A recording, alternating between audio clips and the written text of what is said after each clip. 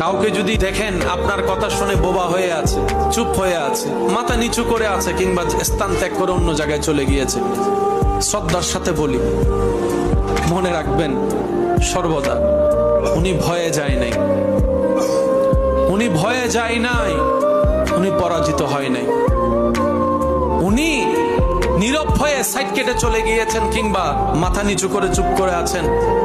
উনি চাচ্ছেন আপনি মনে কষ্ট পান, না হয় জবান উনারও আছে, মুখ উনারও আছে, যে কথা যে লেভেল আপনি বলেছেন সেই শব্দের ডিকশনারি হয়তো আপনার চাইতে ভারী উনারও আছে, কিন্তু উনি চাচ্ছে না ওনার মুখের সে আঘাতটা আপনার হৃদয়কে ক্ষত বিক্ষত করুক, সবার সামনে আপনার ইজ্জত কমে যাক, আপনি অপমানিত হন। চাচ্ছে না বলেই চুপ করে আছে, উনি চাচ্ছে না বলেই নীরব হয়ে আছে।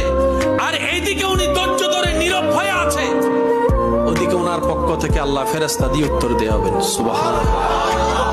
মনে রাখবেন প্রিয় ভাই, মুমিন বান্দার ডিকশনারিতে লস বলতে কোনো শব্দই নেই। মুমিন বান্দার ডিকশনারিতে লস বলতে কোনো শব্দই নাই। মুমিন বান্দা কাটার ব্যথা পাইলো গুনাহ মাফ হয়ে যায়। মুমিন বান্দা উপবাস থাকলো আল্লাহ তাআলা রিজিকে বরকত এনে দেয়।